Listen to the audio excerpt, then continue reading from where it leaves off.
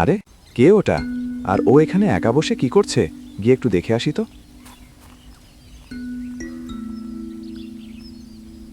বাবু, এখানে একা বসে কি করছো?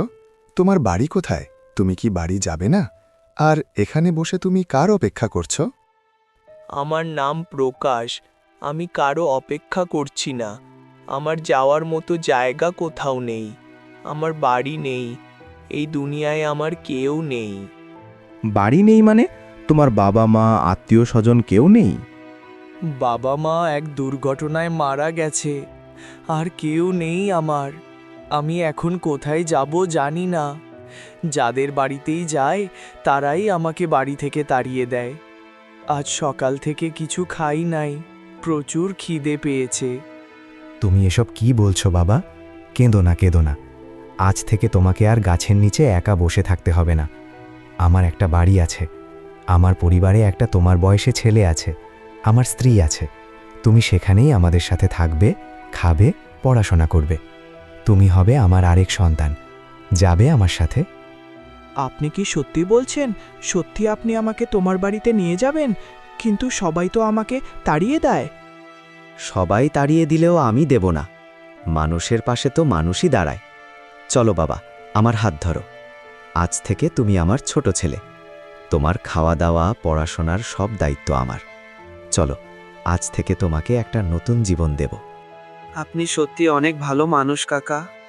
আমাকে কাকা নয়, আজ থেকে বাবা বলে ডাকবে। চলো, তোমার মা আর তোমার ভাই তোমাকে দেখে অনেক খুশি হবে।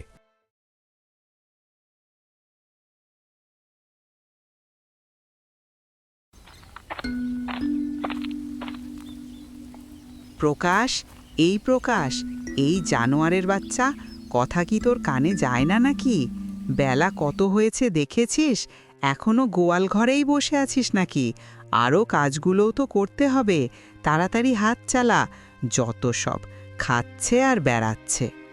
এই তো কাকিমা আসছি। গরুগুলোকে খাবার দিয়ে এলাম আর একটু গোবর কুড়িয়ে সরিয়ে রাখলাম। শুধু গরু নিয়েই থাকলে কি চলবে, না বাকি কাজগুলোও করতে হবে? জমিদারের বেটা একটা। তুমি আমাকে এমন করে বলছো কেন কাকিমা? এটা তো আমারও সংসার, কাজ তো আমি করবই। হ্যাঁ হ্যাঁ, হয়েছে। আমারও সংসার জ্ঞান দিতে এসছে। যা, তাড়াতাড়ি হাত পা ধুয়ে দোকানে যা। তোর কাকা একাই সব সামলাতে পারে না। এখন তোর বাড়িতে কোনো কাজ নেই।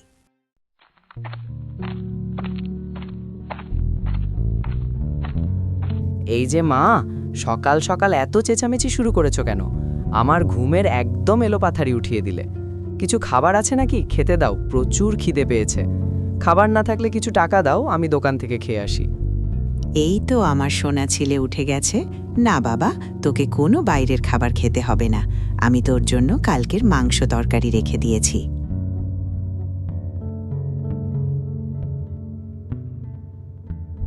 আর শোনো মা, তোমাকে একটা কথা বলছি। আজ আমার কলেজে একটা অনুষ্ঠানের আয়োজন করা হবে, আর তারপরে বন্ধুদের সাথেও ঘুরতে যাব। আমাকে আজই ৩-৪ হাজার টাকা মতো লাগবে। এই, তুই কি বলছিস বাবা? 2 দিন আগেই না তুই 2000 টাকা নিলি? ওফু মা, তুমিও না বাচ্চাগুলোর মতো করছো। বন্ধুদের সামনে একটা সম্মান বলতে একটা জিনিস আছে তো।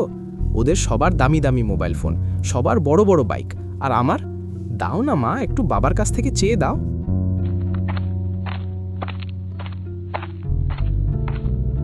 এই সব কি হচ্ছে রাধিকা? আর আবার কিসের জন্য টাকা লাগবে তোর? বাবা, কলেজে অনুষ্ঠান আছে, বন্ধুদের সঙ্গে যাব, কিছু টাকা দরকার। তোর তো প্রতিদিনই অনুষ্ঠান থাকে, পড়াশোনার জন্য নামগন্ধ নেই, শুধু টাকা ওড়ানোর ধান্দা। প্রকাশের দিকে তাকিয়ে দেখ একটু, সে তো তোরই বয়সী, আমার সঙ্গে দোকানও সামলায়, আবার বাড়ির দিকেও নজর রাখে। কত দায়িত্বশীল। গতকালও দোকানে একাই সব মাল হিসাব করে ঢুকিয়েছে। আবার ওই পথের ফকিরের সাথে আমার তুলনা? দেখো বাবা, তুমি কিন্তু এটা ঠিক করছো না। তুমি ওকে মাথায় তুলে নিয়ে নাচো, কিন্তু আমার সঙ্গে ওর তুলনা করবে না। ও হচ্ছে এই বাড়ির কাজের লোক। কাজের লোক কাজ না করবে তো কি করবে? রাকেশদা, তুমি কাকার সঙ্গে এমন কথা বলো না। সে আমাদের ভালোর জন্যই এমন বলছেন। এই, তুই আমাকে দাদা বলবি না। তোকে কতবার বলেছি, তোর মতো অনাথ ছেলেকে ভাই বলার শখ আমার নেই। তুই এই বাড়ির অস্তিস্য। একটা কথা মনে রাখবি, দয়া করে তোকে এখানে থাকতে দেয়া হয়েছে। রাকেশ, মুখ সামলে কথা বল। ওকে নিয়ে যদি আর একটা খারাপ কথাও মুখে তুলেছিস তাহলে তোর জিভ টেনে ছিনে নিতে আমি আর একবারও ভাবব না। একটা কথা শুনে রাখ, প্রকাশ তোর ছোট ভাই, এই পরিচয়টা মাথায় ঢুকিয়ে নে। থামো তুমি, সব সময় শুধু পরের ছেলের দিকে তোমার দরদ উথলে ওঠে। নিজের ছেলের দিকে একটু ভেবেছ? ও শখ করে একটু টাকা চাইছে আর তাকে তুমি সকাল সকাল এতগুলো কথা শোনালে, তাও আবার এই ছেলের সামনে। আমি ওকে টাকা দিতে একবারও না করিনি। আমি ওর আচরণের হিসেবেই কথা বলছি। এখনও ও কার সাথে কেমন করে কথা বলতে হয় এটাই সে শিখল না। প্রকাশ বাবা, তুমি ওর কথায় কোনো মন খারাপ করো না। তুমি খাবার খেয়েছ? হ্যাঁ কাকা, আমি পান্তা খেয়েই নিয়েছি, আপনি কোনো চিন্তা করবেন না। আমি তাহলে এখন দোকানে যাচ্ছি।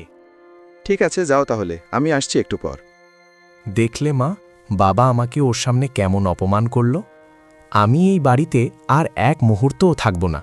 আমি আজই এই বাড়ি ছেড়ে চলে যাব।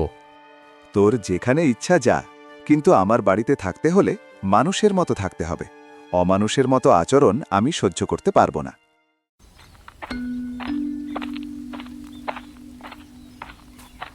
বাবু প্রকাশ, দোকানে আছো নাকি? আমাকে 1 কেজি চিনি নিতে হতো।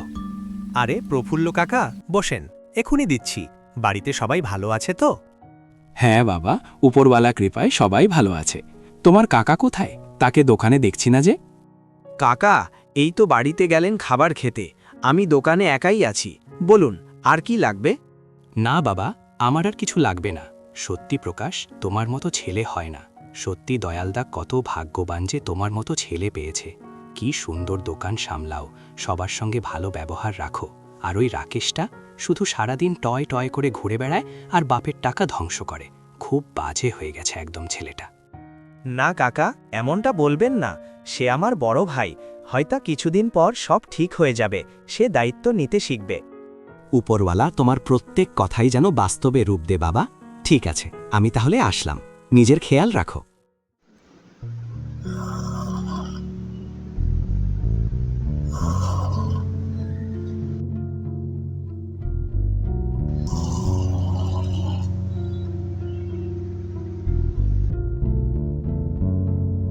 কিরে রাকেশ, সকলটার এমন 12টা বাজিয়ে রেখেছিস কেন?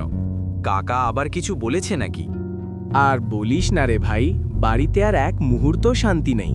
বাবা শুধু ওই প্রকাশ করে, ও নাকি সোনা দিয়ে বানানো, আর আমি তার নজরে আস্ত একটা গাধা। কেন, আজ আবার কি হয়েছে? কি আর হবে, আজ বাবার কাছে কিছু টাকা চেয়েছিলাম, তাতেই একটা দুর্কারাম কাণ্ড ঘটিয়ে দিল। ওই ছেলের সামনে এমন অপমান করল যেন আমি ওর ছেলেই না, একটা শত্রু। সব ভালোবাসা ওই পথের ছেলের জন্য। দোস্ত, রাগ করিস না, আমার কাছে একটা তোর ভালোর জন্য আইডিয়া আছে। কেমন আইডিয়া রে? তুই কাকার কাছে তোর ভাগের সম্পত্তির ভাগ চেয়ে নে। বলবি শহরে গিয়ে একটা বড় ব্যবসা শুরু করতে চাস, নিজের পায়ে দাঁড়াতে চাস। তোর ভাগের জমি আর দোকানের অংশ তোকে বুঝিয়ে দিতে বল। এটা কি ঠিক হবে? বাবা বেঁচে থাকতে সম্পত্তির ভাগ, এটা কি মেনে নেবে? কেন ঠিক হবে না? এটা তো তোর নিজের অধিকার। তুই একমাত্র নিজের ছেলে, আর কতদিন ওই বাইরের ছেলে ছায়া থাকবি? এখন তুই নিজের একটা পরিচয় তৈরি কর। দেখবি টাকা থাকলে তোর বাবাও তোকে গুরুত্ব দিতে শুরু করবে। কথা কিন্তু তুই খারাপ বলিসনি। ওই প্রকাশটা দিন দিন যেভাবে বাবার চোখের মণি হয়ে উঠছে, শেষ পর্যন্ত আমার কপালে কিছু জুটবে কিনা তাতেও সন্দেহ। আমাকে আমার ভাগের সম্পত্তি আদায় করতেই হবে। তাহলে আর দেরি করিস না, আজকেই কাকার কাছে গিয়ে কথা বল একবার। সম্পত্তি পেয়ে গেলে দেখ তোর জিন্দেগিটা কেমন হয়।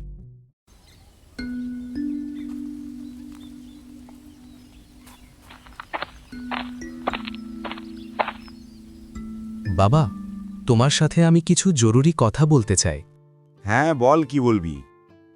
বাবা, আমি আমার ভবিষ্যৎ নিয়ে অনেক ভেবেছি। আমি এভাবে আর ঘুরে বেড়াতে চাই না। আমি নিজে কিছু একটা করতে চাই, নিজের পায়ে দাঁড়াতে চাই। আরে এটা তো ভালো কথা, আমিও তো সেটাই চাই। কাল থেকে আমার সাথে আমার দোকানে বস, আমি তোকে সব কাজ বুঝিয়ে দেব। আমার এখন বয়স হয়েছে, এখন তোকেই সব করতে হবে।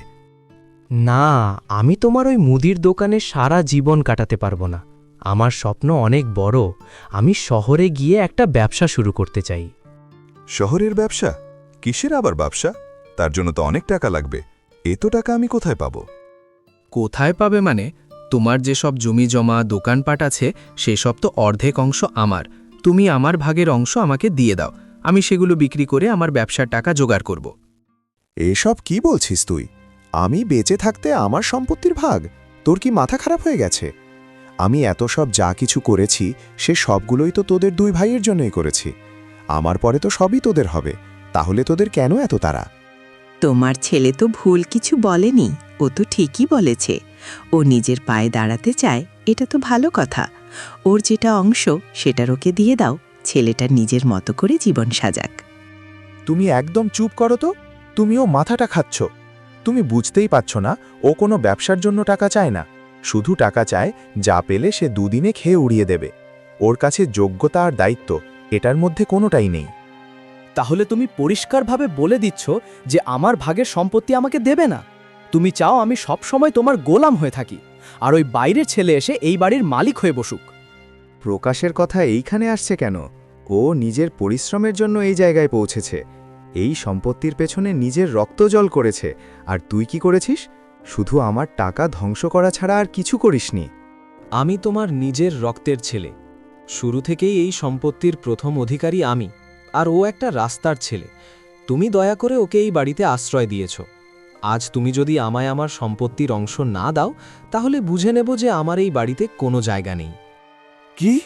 তুই আমাকে হুমকি দিচ্ছিস? তোর এত বড় সাহস!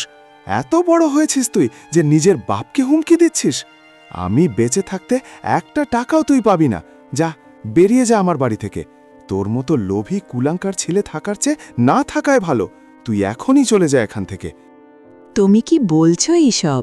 আজ নিজের ছেলেকে বাড়ি থেকে বার করছো ওই পরের ছেলের জন্য? যেই ছেলে নিজের বাবার বুকের উপর বসে সম্পত্তির জন্য লড়াই করে, সেই ছেলে রক্তের হলেও পর। আর প্রকাশ, ও আমার বিপদের দিনের লাঠি। ঠিক আছে, আমি তাহলে চলেই যাচ্ছি। কিন্তু তুমি একটা কথা মনে রেখো বাবা, এর জন্য তুমি একদিন অনেক পস্তাবে। যেদিন তোমার খারাপ সময় আসবে, সেদিন তোমার কাছে তোমার এই পোষা কুকুরটি ছাড়া আর কেউ থাকবে না।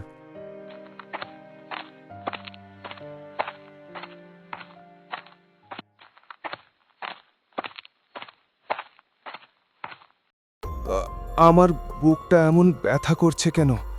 আমাকে কেমন লাগছে? আমার মাথা ঘুরছে। কি হলো তোমার? এমন করে পড়ে গেলে কেন? কি হয়েছে? রাকেশ, রাকেশ এদিকে আয় বাবা, দেখ তোর বাবাকে। কি হলো তোমার?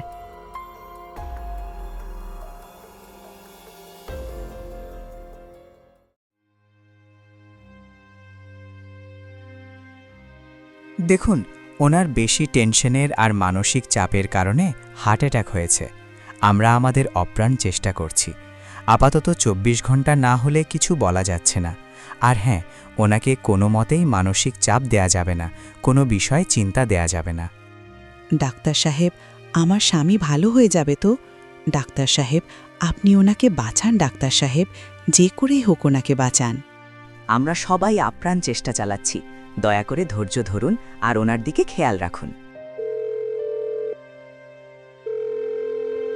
হ্যালো রাকেশ বাবা, তুই কোথায়? তাড়াতাড়ি হাসপাতালে আয়। কেন? কি হয়েছে? আর আমি হাসপাতালে কেন যাব? বাবা রাকেশ, খুব সর্বনাশ হয়ে গেছে। তোর বাবা হাসপাতালে আছে, হার্ট অ্যাটাক করেছে। তুই তাড়াতাড়ি আয় বাবা। Heart attack? ওগুলো কিছু না, ওগুলো সব নাটক। আমাকে আমার ভাগনা দেওয়ার জন্য বাবা নাটক করছে। না বাবা, এটা নাটক না। তোর বাবা হাসপাতালের বিছানায় বসে নাটক করতে পারেন না। ডাক্তার বলেছে তোর বাবার অবস্থা খুবই খারাপ। তুই একবার আয় তোর বাবাকে দেখতে। আমি যাব, কিন্তু একটা শর্তে। আমাকে আমার ভাগের সম্পত্তি দিতে হবে, তাহলেই আমি যাব। না হলে আমি ওই বাড়িতে পা রাখব না। হ্যালো প্রকাশ, তুই কোথায় বাবা? কাকিমা, আপনি এমন করে কথা বলছেন কেন? আপনার কি হয়েছে? আর কাকা ভালো আছেন তো? না বাবা, তোর কাকা ভালো নেই। তোর কাকা এখন হাসপাতালে ভর্তি আছে, হার্ট অ্যাটাক করেছে। আর রাকেশও আমাদের ফেলে চলে গেছেন। আমি এখন কি করব বুঝতে পারছি না। আপনি একদম চিন্তা করবেন না কাকিমা, একদম ভেঙে পড়বেন না। আমি আসছি, এক্ষুনি আসছি। আপনি শুধু কাকার পাশে থাকুন, আমি কাল সকালেই পৌঁছে যাব।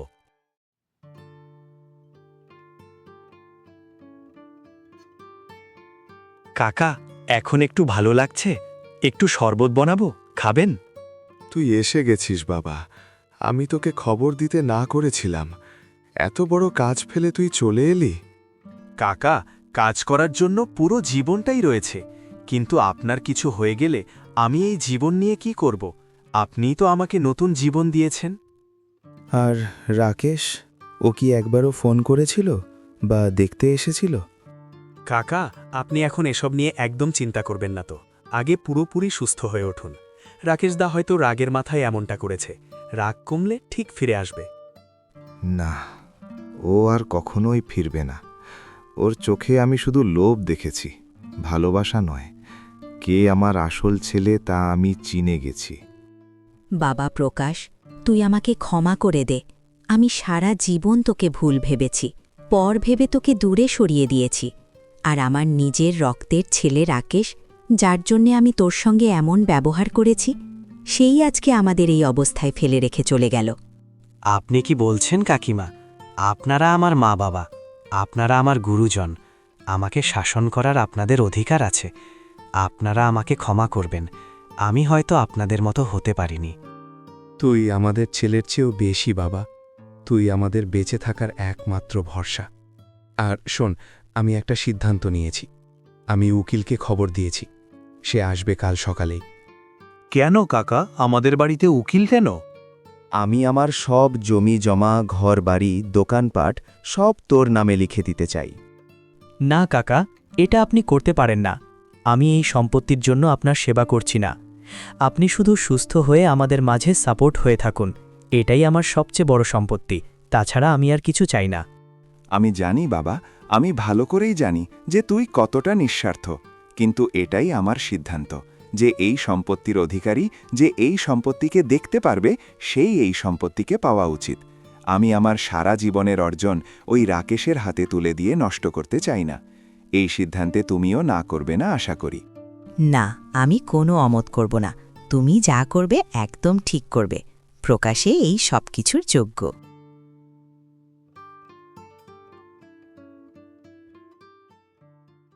এমনি করে দেখতে দেখতে 1 মাস কেটে যায়। এখন প্রকাশের কাকাও কিছুটা সুস্থ হয়ে উঠেছে।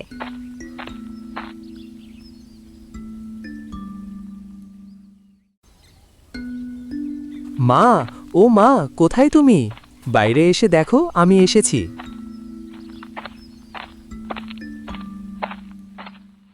রাকেশ, তুই আবার ফিরে এসেছিস?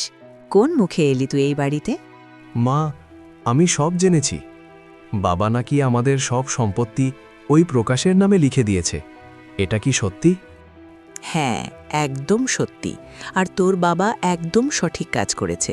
যেই এই সম্পত্তির যোগ্য, তাকেই এই সম্পত্তির অধিকারী করা হয়েছে। এটা কিছুতেই হতে পারে না। আমি ওর একমাত্র ছেলে। আমি আমার সম্পত্তি কখনোই ছাড়ব না। বাবা কোথায়? আমি বাবার সঙ্গে কথা বলবো। সে নিশ্চয়ই ওই প্রকাশ শয়তানটার কোথায় এমনটা করেছে। ঘরের ভেতরের দিকে এক পাও এগোবি না। তোর জন্য মানুষটা মরতে যাচ্ছিল। তোর মতো কুলাঙ্কারের ছায়াও আমি আমার স্বামীর ওপর পড়তে দিব না। মা, তুমি আমার সঙ্গে এমন করে কথা বলতে পারো না। আমি তোমার ছেলে। তুমি আমার সঙ্গ না দিয়ে ওই রাস্তার ছেলের সঙ্গ দিচ্ছ।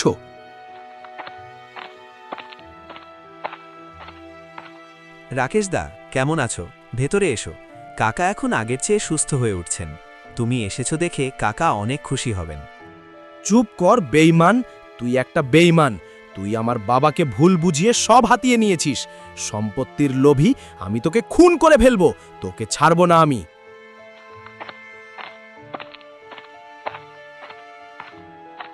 ওকে কিছু বলার আগে নিজের দিকে একটু তাকা রাকেশ। তোর লজ্জা হওয়া দরকার। ও এখনো তোকে দাদা বলে ডাকছে, আর তুই নাকি ওকে খুন করার হুমকি দিচ্ছিস। যে ছেলে সম্পত্তির জন্য তার অসুস্থ বাপকে ফেলে রেখে যেতে পারে, তার মুখে এসব কথা মানায় না। বাবা, আমাকে মাফ করে দাও। আমার ভুল হয়ে গেছে।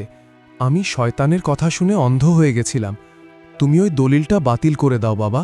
আমি তোমার ছেলে। আমি তোমার কাছে ক্ষমা চাইছি। যেই ক্ষমা প্রয়োজনে সময় চাওয়া হয় না, সেই ক্ষমার পরে আর দাম থাকে না রাকেশ।